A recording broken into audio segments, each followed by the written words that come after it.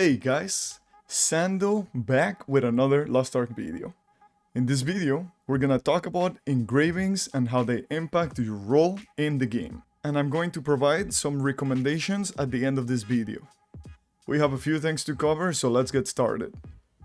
Engravings are basically passive perks for your character. There's two types of engravings. Classic engravings that every single class shares, and unique subclass engravings. Every subclass has two unique engravings. These engravings will help you immensely in battle.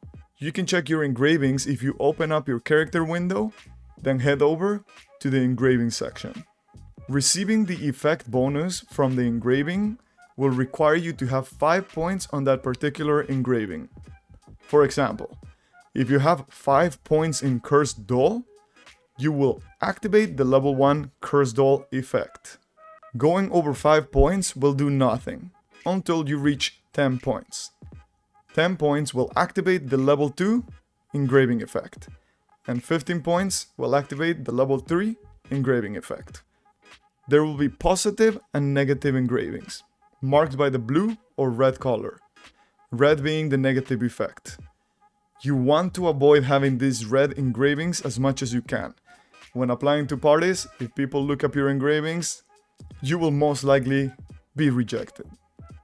So how do you get these engraving points? There is many ways. One of them being accessories. Accessories will give you a random engraving effect.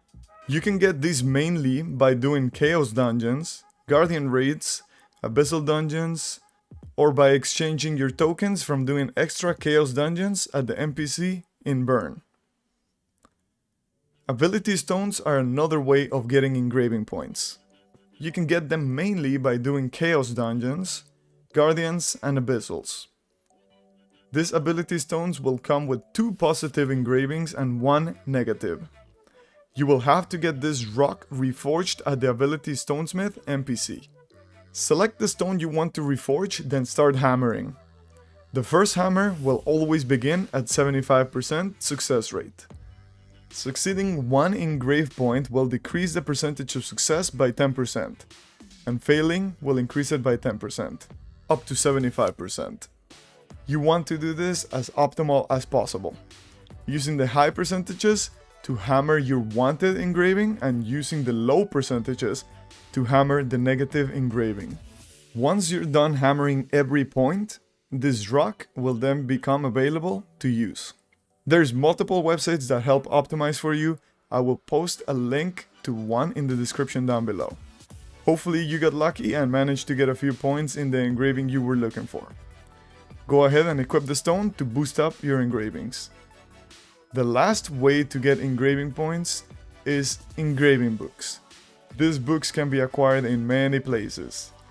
Chaos, Chaos Exchange, Field Bosses, Guardians, Abyssals, Towers, etc.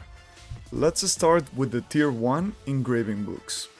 If you open up the engraving window, you can see the list of all the engravings available in the game. To activate any of these engravings, you will be required to use 20 engraving books that are Tier 1. Activating an engraving will provide 3 points to that particular engraving.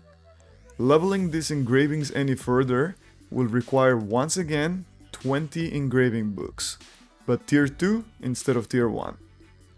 Once you activate this engraving, it does not mean that it is automatically applied. It only means that it is available to equip. You will have 2 engraving slots in your equipment tab. You can then drag that available engraving to any of these slots. You can either choose to stack them or select 2 different engravings. Just remember that having 3 points will not activate the level 1 effect. Levels activate in increments of 5 points. Alright, now that you know all about how engravings work, I will give you my recommendation. If you are a DPS, meaning anything other than Bard and Paladin, take Grudge. It's a must. Grudge will increase the damage you deal to bosses and at the same time increase the damage you take from them by 20%. Even if your grudge is level 1, use it. This is an engraving that is essential to all DPS in the endgame. Start early and get used to taking that extra damage. You will become a better player.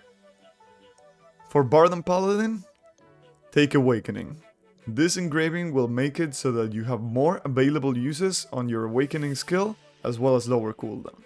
These Awakening skills are great support skills, so having the extra usage and lower cooldown will come in real handy.